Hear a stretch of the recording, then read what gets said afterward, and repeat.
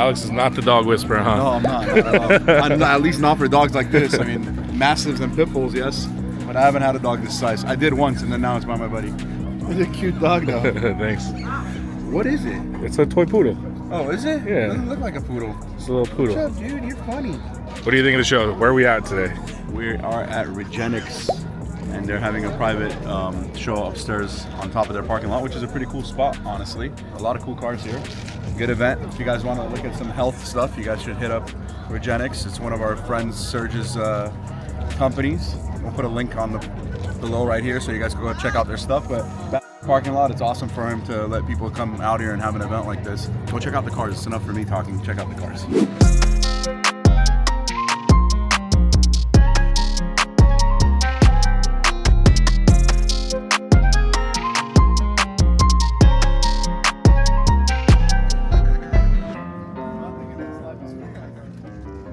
So what is this right here? This is a Aventador SVJ that has almost 100,000 miles on it, and a badass Rottweiler that drives the car. Look at this guy, dude. He's so cute. He's gonna take that camera out of your hand right now. No, he is. You think he's gonna chew on the mirror? I see some duct tape right here. Yeah, this car's been through hell and back, but he almost has 100,000 miles on it, 81,000 miles to be exact. He drives it every single day. He drives it on every rally, everywhere. I mean, he doesn't give a shit. This car, I think, when it's done, it should be put in a museum at Lamborghini. Lamborghini should buy this car back, 100%. If I owned Lamborghini, I'd buy this car back. I mean, what other SVJ has done 81,000 miles, bro? Even the stickers are antique. They've burnt into the car. They're like straight burnt in, bro. This is the definition of no given, right? It's 19? 19. 19, yeah. There's really no difference between 19. No, it's all the same. There's no difference from 2012 to 2020. It's the same car. Well, the motor's got a little more horsepower. Yeah, it's all software. The clutch is a little different. Yeah. The tranny's a little bit different. Small stuff. Clutches are different. The software is different. That's it. Rear wheel steer. The suspension's a lot better. They say, why don't you want to put new caps on? I go, why? They're fully blown out. It runs better. Put your check engine light. I don't give about a check engine light. So this is proof right here that it can't really fix anything. For anyone that questions that, it can fix anything.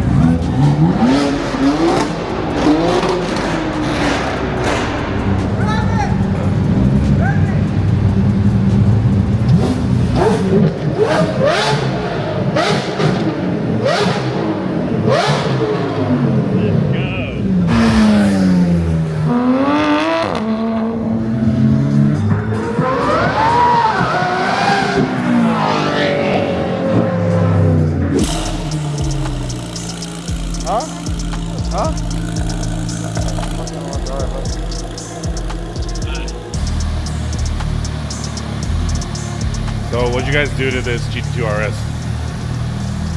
Let's go take a ride and I can explain it to you, sir. If you want to go on a ride in the Unicorn, you know what this is, right? Yeah. You don't know what it is. One of 300. This is a sick car. And you know what's so sick about this car? That it's actually been driven the out of. That's the best part about this car. I have more respect for this car than most of the cars in this shop right now, because he actually drives the living out of this thing. No matter how limited it is, how hard it is to find, he drives it. So these cars have plastic intercooler caps, and after a while they get fragile and they deteriorate and they start cracking and breaking, and then you'll have the charge pipe like fly out of it when you get on the boost. So this car was having issues with that. So we just put some new intercoolers on it, so it can get all aluminum and it doesn't crack and it won't break. So now it's ready to go. Now it's ready to go back to the owner so he could go on his rallies and we'll have fun with this thing. I would love to have one of these in red, but you know, the pricing is absolutely insane on them, so it's not one of the cars I'll be buying anytime soon.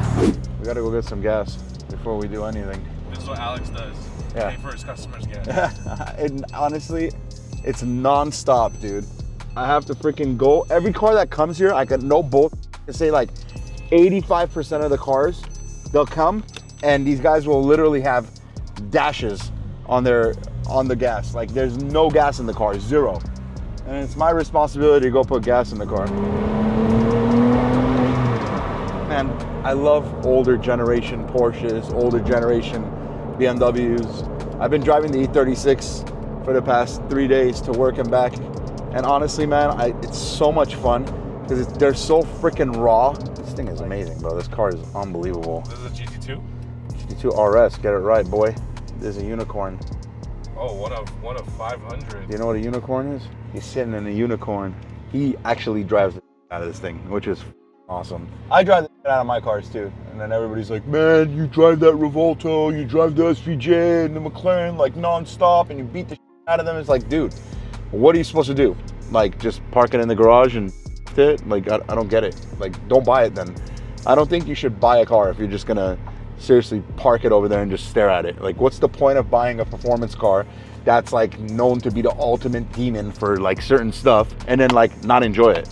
Then what happens? Yeah, there's no Like, imagine I had my SVJ and I just let it sit in the garage and I hardly ever drove it. I never beat the out of it. I would never appreciate that car. I would never know what it's about. I would never know the rawness of that car, the single clutch kicking you in the frickin' every time you shift, you know, and then you get a Revolto, and then what are you gonna do with that? You're gonna put that in the garage and do the same shit? Then you can't even compare them because you've had no experience with the car you had before. It's true, right? very true. It's so whack. Like, what do you do? Like, why the hell would you just park your car?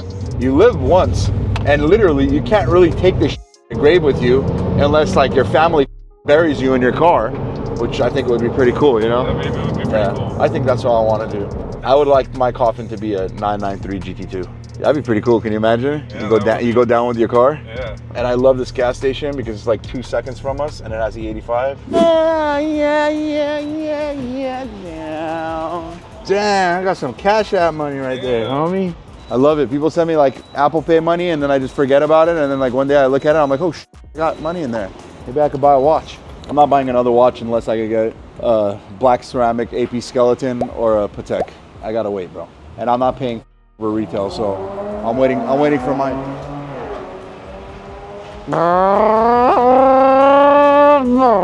That's a freaking Camaro V6 ripping it. Hey, do you think if I just blindfold you and put on exhaust notes, you could tell who they are? Yeah, most of them, yeah. Okay. I can do most of them.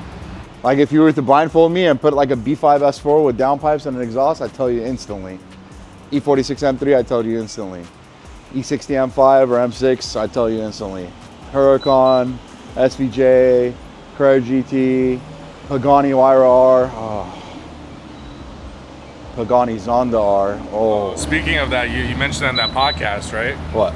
The Zonda is one of your favorite cars. What are your top 3 favorite sounding cars? Pagani Zonda R. The Huayra R looks insane, all carbon fiber exposed, and so does the Zonda, but I have to pick the Zonda because of the engine. It's just that symphony of beautiful sound that thing makes is just unbelievable. That's got to be like the biggest dream car, one of the biggest. You should buy one of those old S classes and then just with the same. I want one of those. I'm dying to get one of those. I'm actually getting rid of the Taycan. My cousins are taking that over. I just gave it to them yesterday, so hopefully that goes through. And I think the McLaren, either my buddy Eric, the cheap guy that doesn't buy anything, I gave this guy like the stupidest deal on this McLaren to take it, and this cheap still won't buy it. So again, guys, Eric at BD Wheels, we just go and trash his page, okay? Eric BD Wheels, go to his page and just write, I can't believe Alex gave you this lifetime deal and you're cheap ain't taking it.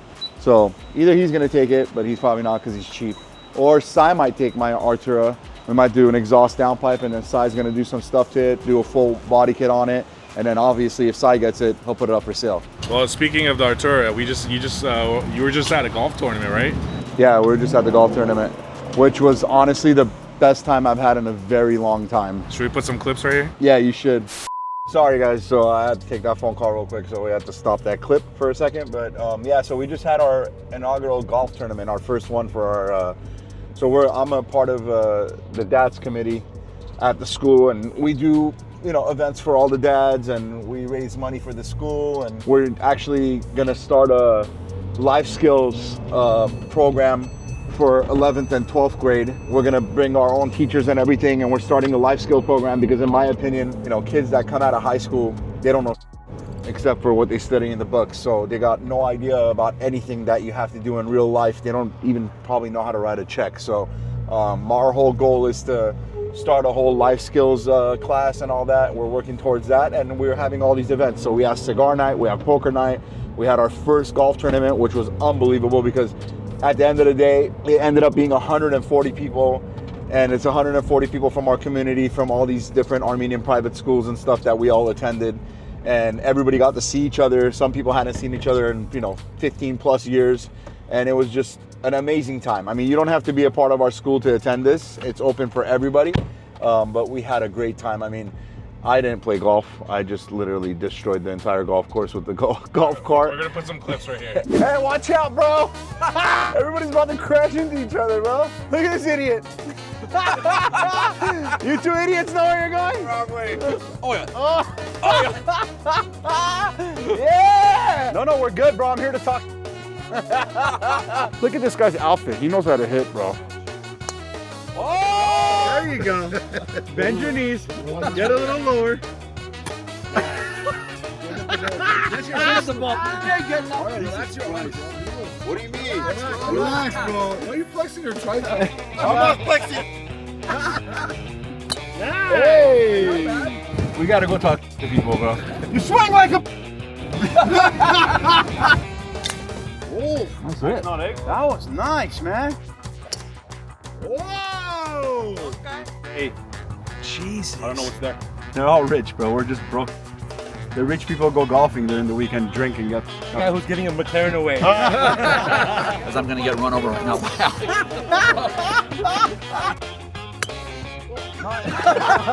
Go too long.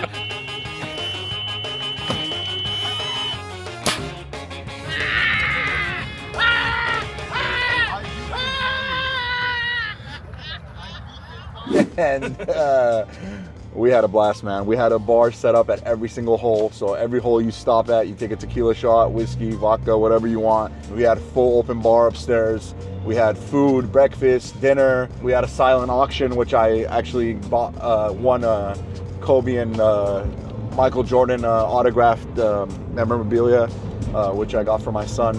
But again, if any of you guys are interested, we'll be doing it again next year. The more the merrier. We had a golf ball drop from a helicopter, so a helicopter drop.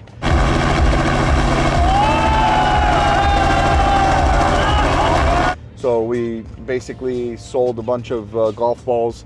It actually goes and gets donated to the school. And then we went up there with the helicopter, dumped 4 tubs of golf balls, and whichever went into the hole, that person won the grand prize. Nobody won the McLaren. It was a 250-yard hole-in-one. Somebody got literally 5 feet away from the hole, which is unbelievable. A hole-in-one 250 yards away on a par 3 is not a joke, with a lake right next to it.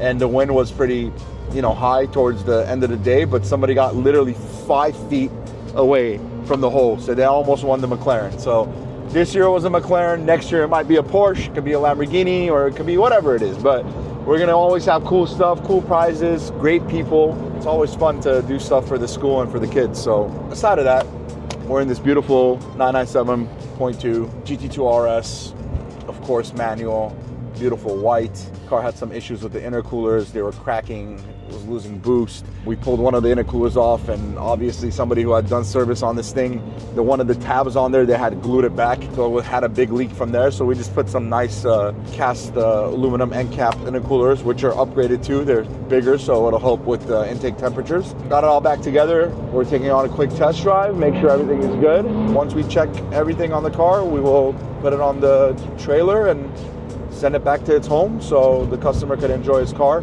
Forgot to say that we also put a new clutch in it. Car feels nice and strong.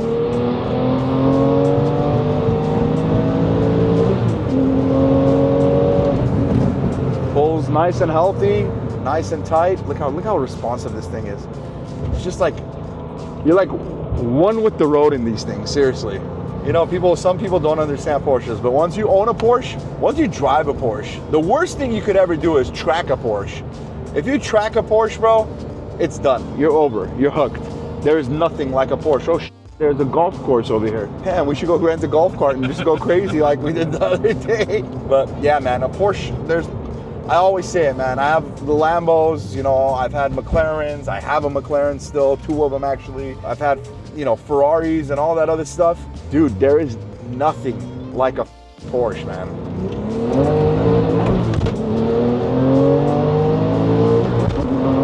Oh my God. Holy shit, what is that? Should we go check it out? Yeah, what the hell is that? How do you get up there? What is that? It looks like somebody's house. That's not a house. Is that a house, bro? Dude, it's all glass. Holy. How do we get up there, man? Oh, from back there. From back where? All the way down there. I'm going back there, bro. We're going back there, guys. I want to know what the hell that is. I want to know if that's a house. There's no way that's a house, dude. That has to be. Oh, wait, no. It's the Ronald Reagan Presidential Library and Museum. Oh, is it? Should we go check it out? Yeah, I think we should. It looks cool. I never even knew that was there. It looks freaking bad. Oh, there's a driving range here. Just tell the guys. They're trying to convince me to get into golf. You should do it. You're hilarious at golf. I suck, bro. Yeah, I want to put another clip of Alex trying to swing right here. On the golf course? It's not a bat. I know. And I suck so bad. It's so embarrassing. You should tell them the story where Nejde fell out of the golf cart. Oh, that was awesome, man. We're driving through the tunnel, and he's like, "Hey, slow down! Don't take the turn that fast." And I just like, bam! Got the golf cart all sideways, came down. This fool flew out of the golf cart. Oh, we have a video of my boy AC, the owner of Ford Giotto, flying out of the golf cart with my brother. We are approaching The Ronald Reagan Presidential Library. This is pretty cool, dude. This is pretty cool. Man, you see that? Sometimes when you go on test drives, you find cool stuff that you never knew was like right down the street from here. This is freaking beautiful up here, man. Have you ever been to a library? Have I ever been to the library? Yeah. Bro, last time I was in the library was probably when I got kicked out of it. Whoa, that is sick. Dude, I want to go inside. It's open. I don't think so. Is it? It looks open. Dude, this is sick, man. Wow, look at the glass, dude. You think we could park the car here and run in there real quick? Let's just do it. Let's get trouble, man. Hopefully we don't get kicked out. Oh, free admission. Oh, sort of free admission. All right, let's go in. Oh, look at him. It's Ronald. Nice to meet you, sir. Knowing the land they were exploring would one day be home. As pioneers settled America from sea to shining sea. I never thought we'd be doing this today, but it's pretty cool. Damn, Arnold Schwarzenegger gifted me. For $2.5 million, the nation employed. All right, Mr. President of Gintani. Can you imagine that? So if a president is short, Yeah, then they step up here. If you're really short, you step up here. And then it just folds away. Unless you have credentials. But somehow he was able to sneak into the press room. But when the president comes out of the building with the press, they try to get closer to see. wow, look at that thing. This is crazy. That's insane. Look how many miles, it's all the miles they did.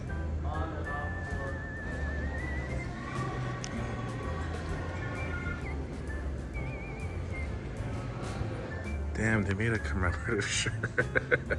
That's pretty cool. That's pretty sick. Did you think you would be going on Air Force One today, bro? How did we end up here? Man, life is crazy, man. Like, I would never think I would wake up this morning and be here. Bro, look how beautiful that is, man. Wow. Oh, yo, look at the helicopter. I know. We're going there, Dang. All right, let's go. Wow. Damn, you want to be Chip? Me and you right there? Right there. You know Damn. Chip? Remember that? Yeah. For that? Hey, you know that show. Me and you, we could be Chip right there. Riding together. Damn, so this was the same one for Bush, Clinton, Bush, huh? 29 years in service. The motors aren't that big, huh? States of America. This is the glass that we saw that I know. we're crazy over. That's sick.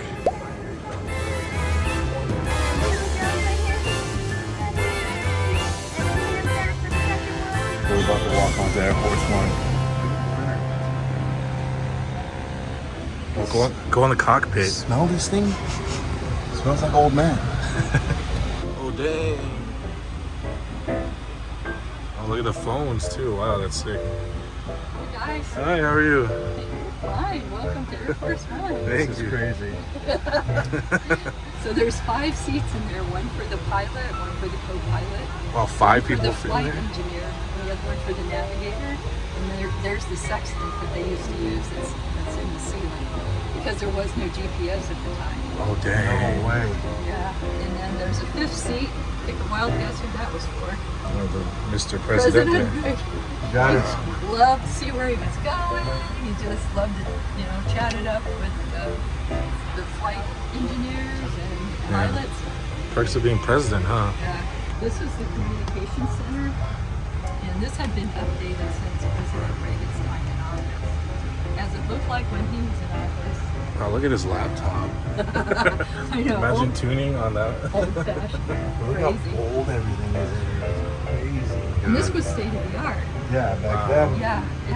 2 Air Force senior or chief master sergeants sat in this seat, and then of course between that is the football. And behind you is the kitchen or galley. Look at that kitchen. I know. Look at the old-fashioned bedroom. This is President Reagan's stateroom. Wow. And just beyond that is Mrs. Reagan's stateroom. Oh, they got 2? Hi guys, how's it going? Great. Good. What do you think of this? It's like a house. Oh, this is a trip. I would never think that I was going to be on here right now. This is like the ultimate. This was right here and we have no idea about it. And we just saw it randomly. Oh, look at that. Dang, look at that TV. You know, kids don't even know what these are now. No, they have no idea what those are. We don't even know that we have to blow into our to make the freaking game work. Boy, that guy was tripping out right there. Oh, dang. I guess the president liked jelly beans. This is so cool, man. How you folks doing? Hi, how are you? Good. Wow. Well, that uniform used to belong to Colonel Cheelander, who's this guy here, and he was one of the guys who would carry the nuclear football for the president. Did you guys see that?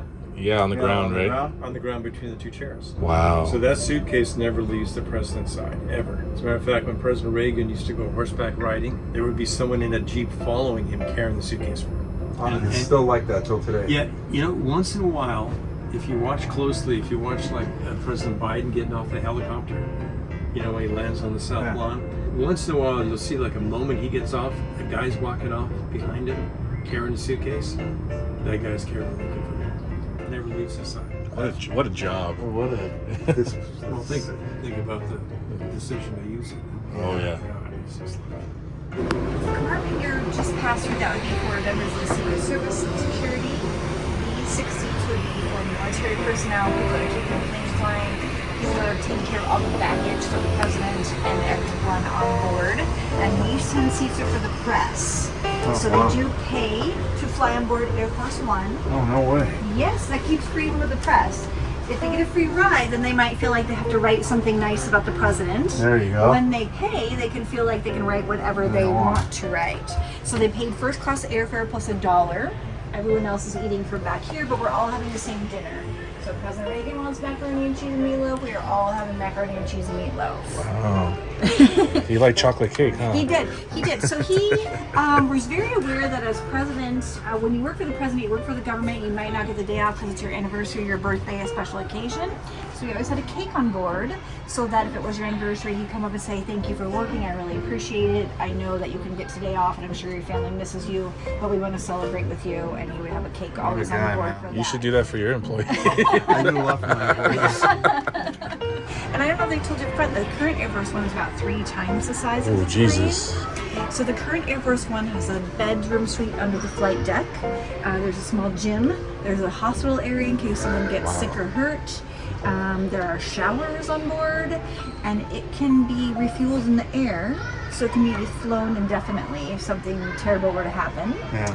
And they carry about 3,000 dehydrated meals on board in case something terrible were to happen and they ever needed to stay in the air, they could feed everyone on board. So if all goes to the press is just in the air the entire time. They're just, You know what's just crazy? circling in the air. Yeah. We're standing in this one today, and one day when our kids are our age right now, we're The other probably going one. to be standing in the other one. Yeah. Hopefully we see that. Yeah. Hopefully. Yes. Crazy. Hopefully. All right, we got some more stuff downstairs, it seems like. This is, what is it? Oh, damn, this is a Silverado. That's sick. Big Silverado, bro. They use this for presidents. They also use it for narcos. And then this is the Pope Mobile they built. This one didn't have a bulletproof glass on it. Now they do. Look at the freaking...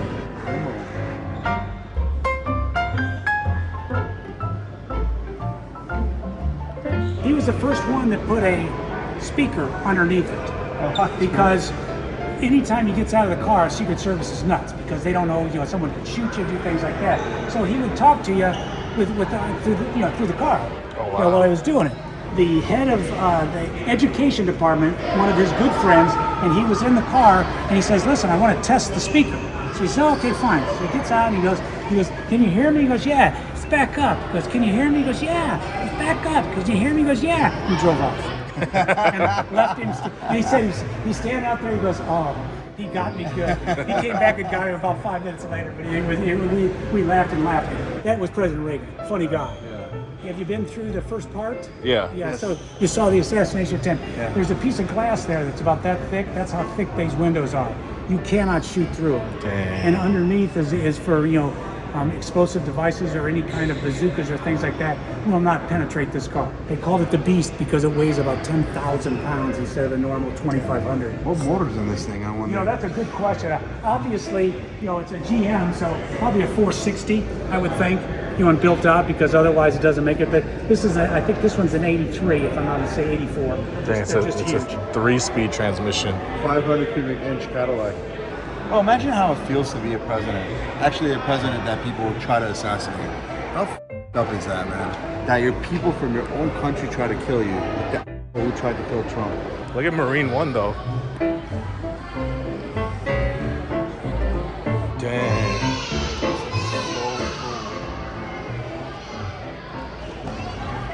Yeah. You definitely gotta take Vinny here. Dang. I love how they still stink, bro. Smell like the oil and everything in here. Imagine the one today compared to this one. Like how digital and everything. This is all analog, dude. Look at the suspension on the seats. There's springs.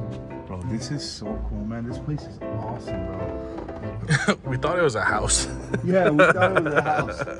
Would have been a cool house, though. Yeah, what a smell in this thing. Smells like the 80s. Yeah.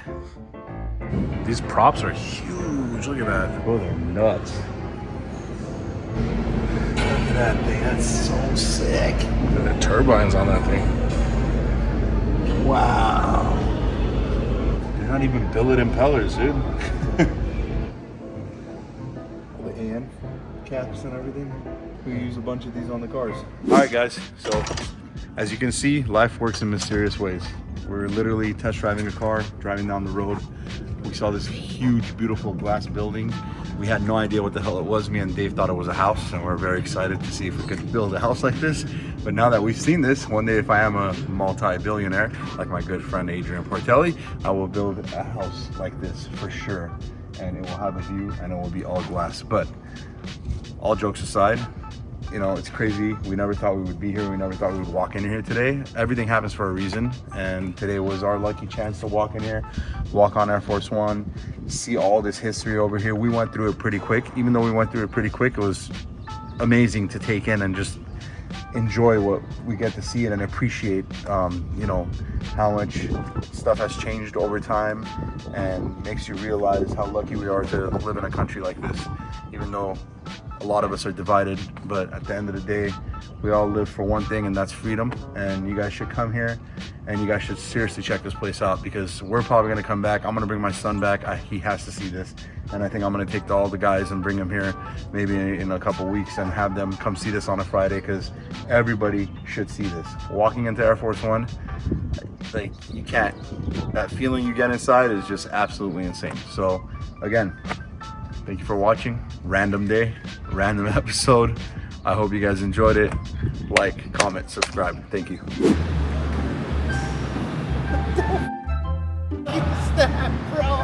What is that, bro? These are player shoes right here, dude. Are you joking? Hide your kids, hide your wife, hide everything. You can't be wearing those in the shop. Oh my God. How old were you when you saw these last? We never had those when I was that kind of age. I'm 40 years old, bro. Oh, you're that old? Jesus. How old do you think I was? I thought you were like 30 or something. 30. Oh, I'm old enough to be your dad, bro. Jesus. Yes. So you better respect your authority. Respect my authority!